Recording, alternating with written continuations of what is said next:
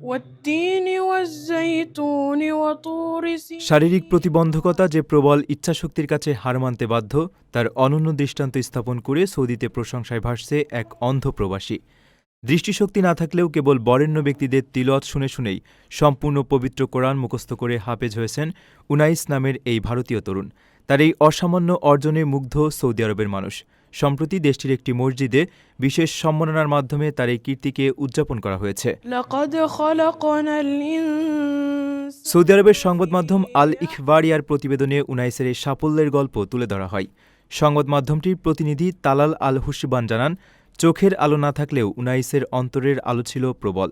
বিখ্যাত কারি, বিশেষ করে শেখ মিশারি আল আফাসি, শেখ আব্দুর রহমান আল সুদাইস এবং শেখ সাউদ আল সুরাইমের মতো বরেণ্য ব্যক্তিদের কোরআন তেলাওয়াত শুনে শুনেই তিনি পবিত্র কোরআন হৃদয়ে ধারণ করেছেন। নির্লস অধ্যবসায়ের মাধ্যমে তিনি এই কঠিন সাধনায় জয়ী হয়েছেন। وهذا البلد الأمين উনাইসের এই সাফল্যের পর স্থানীয় মসজিদ কর্তৃপক্ষ এবং মুসল্লিদের পক্ষ থেকে তাকে আনুষ্ঠানিকভাবে সংবর্ধনা দেওয়া হয়। ভিডিওতে দেখা যায় ঐতিহ্যবাহী আরবীয় পোশাক পরিহিত উনাইসকে সম্মাননা স্মারক ও ফুল দিয়ে ভালোবাসায় সিক্ত করছেন উপস্থিত সবাই।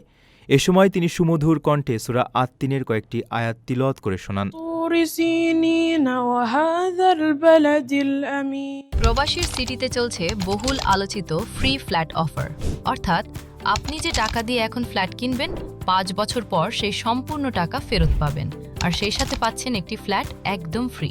অফারটি সীমিত সময়ের জন্য, তাই দ্রুত যোগাযোগ করুন স্ক্রিনে দেওয়া নাম্বারে।